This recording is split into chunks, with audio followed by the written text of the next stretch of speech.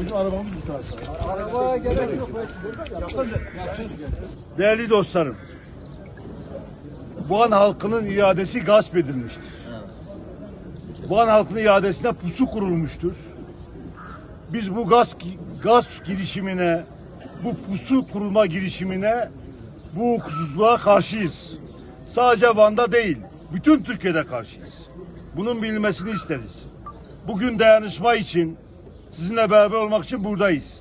Milletvekillerimiz yolda, onlar da buraya gelecekler. Uçaklarda yerler yoktu.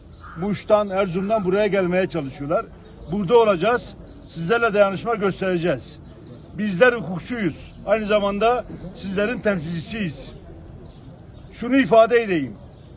Bu yapılanlar, bu yargının yaptıkları şeytanın aklına gelmez. Şeytanın aklına gelmez. Yani bunun kitabı yok. Bunun hukuku yok.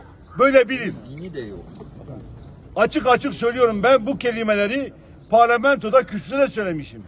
Adalet ve Kalkınma Partisi iktidarlarının bizim halkımızın iradesine karşı yaptıkları şeytanın aklına gelmemiştir ve Cumhuriyet tarihinde yoktur. İlk önce kayyumu icat ettiler, bakın kayyumu icat ettiler. Cumhuriyetten bu yana yoktur böyle bir rejim. Şimdi de seçilmiş Van halkının iadesini yok sayarak tamamen hukuksuz bir biçimde başka bir yöntemle bir belediye başkanını burada oturtmaya çalışıyorlar. Bunun hukukta, yasada yeri yok. Ama bizim de hukukumuzda yeri yok. Bakın, hukuk sadece yazılı kurallar değil, anayasa değil, yasa değil. Aynı zamanda bizim bu halkın oluşturduğu bir hukuk da var. Bu hukuk da gaspa karşıdır. Vicdansızlığa karşıdır. Ben buradan seçilen hemşerimize buradan sesleniyorum. O koltuğa oturma. O koltuğa oturma. O mazbatayı al yırt. Sana verilen mazbatayı al yırt. Böyle bir hukuksuzluğu kabul etme. Bana karşı, Türkiye'ye karşı kabul etme. Kendi aile tarihine, kendi kişisel tarihine bu sıfatı yapıştırma. Değmez. O koltuklar değmez. Bu seni ve senin aileni ömür boyu takip eder.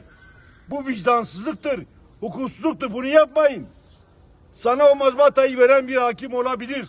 Ama sen bu halkın iradesine saygı duy. Onu kabul etme. Sen kabul etmezsen büyürsün. Senin o mirasın bu halka kalır. Ailene kalır, çevrene kalır. Bu halka kalır. Bunu yap. Onu göster, o onuru göster. O yüzden benim hakimlerden, siyasetten önce çağrım kendi hukukumuzadır. Kendi hukukumuzadır. Nasıl çıkacaksınız? Bu halkın gözüne bakacaksınız. Sadece Van'da değil, Diyarbakır'da, Ankara'da, İstanbul'da nasıl bakacaksın? Gasp edilmiş bir koltuk olamaz. Hele bu dönemde olamaz. Toplumsal barışımıza böyle bir darbe olamaz. Biz karşısındayız. Genel Başkanımız dün açıklamalarını yaptı. MYK'mız açıklamalarını yaptı. Bu hukuksuzluk ortadan kalkana kadar karşısında duracağız. Bunun bilmesini istiyorum. Teşekkür ediyorum.